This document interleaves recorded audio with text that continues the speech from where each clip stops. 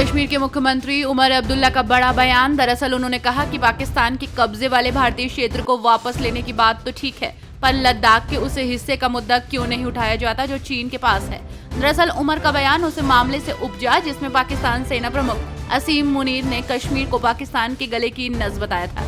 इस पर भारत सरकार ने साफ कहा कि कश्मीर से पाकिस्तान का एकमात्र संबंध अवैध कब्जा है, जिसे उसे जल्द खाली करना है। 18 अप्रैल को तूफान के कारण मुस्तफाबाद इलाके में एक इमारत गिरने से 4 लोगों की मौत हो गई है। बचाव और तलाशी अभियान जारी है। उत्तर पूर्वी जिले के एडिशनल डीसीपी संदीप लामा ने बताया, घटना सुबह 3 बजे हुई। 14 लोगों को बचाया गया, लेकिन उनमें से 4 की मौत हो गई। ये 4 मंजिला इमारत थी। बचाव अभियान जारी है। 8 से 10 लोगों के अभी भी फंसे होने की आशंका है। अपने बयानों को लेकर अक्सर चर्चा में रहने वाली मध्य प्रदेश की पूर्व मंत्री और महू से बीजेपी की विधायक उषा ठाकुर ने एक विवादित बयान दिया। हासलपुर में आयोजित एक कार्यक्रम में उन्होंने लोगों से कहा कि वोट बेचना एक पाप है। जो लोग बीजेपी को वोट नहीं देंगे और शराब साड़ी के बदले अपना वोट बेचते हैं, वे अगले जन्म में ऊंट, भेड़, बकरी या कुत्ते बिल्ली जैसे जानवर बनेंगे। ध्यान रखना, वोट बीजेपी को ही देना जो संस्कृति और देश की बात करती है। इस दौरान उषा ठाकुर ने एक बड़ा दावा कर दिया। उन्होंने कहा कि मेरी भगवान से सीधी बात होती है। सीलमपुर में 17 वर्षीय लड़के की हत्या पर आप सांसद संजय सिंह ने भाजपा पर जोरदार हमला बोला है। इसे लेकर उन्होंने कहा कि दिल्ली अपराधों का गढ़ बनती जा रही है। इस तरह की घटनाओं के लिए जिम्मेदार लोगों के खिलाफ कार्रवाई होनी चाहिए और राष्ट्रीय राजधानी में अपराध रोकने के लिए कदम उठाए जाने चाहिए। साथ ही उन्होंने बीजेपी सरकार पर सवाल खड़ा करते हुए कहा कि बीजेपी का डबल इंजन कबाड़ हो चुका है। भाजपा सांसद रवि किशन ने कहा, सपा प्रमुख अखिलेश यादव हमेशा गोरखपुर निर्वाचन क्षेत्र को निशाना बनाते हैं, जो उत्तर प्रदेश के मुख्यमंत्री योगी आदित्यनाथ का विधानसभा क्षेत्र है।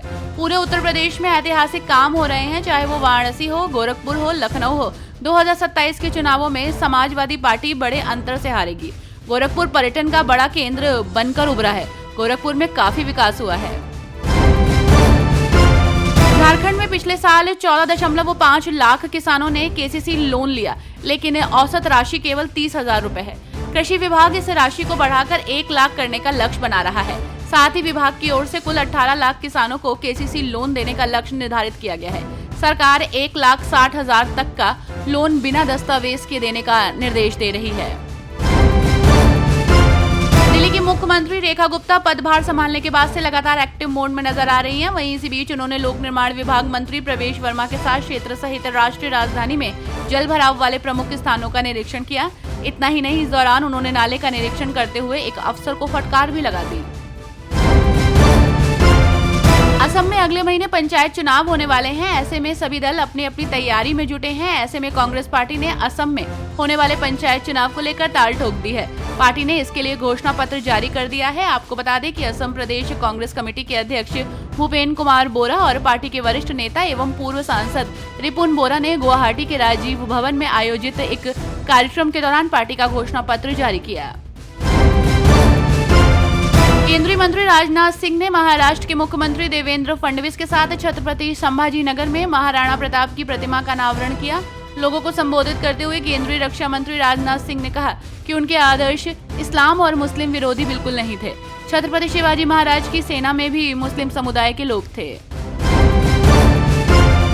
झारखंड के मंत्री हफीजुल हसन के बयान पर प्रतिक्रिया देते हुए केंद्रीय मंत्री संजय सेठ ने कहा, क्या वो चाहते हैं कि मुर्शिदाबाद की घटना दोहराई जाए? ऐसे व्यक्ति के लिए भारत में जगह कहाँ है? देश ऐसे व्यक्ति को कभी माफ नहीं करेगा। उन्होंने कहा कि हम पहले शरीयत और फिर संविधान पर विचार करेंगे।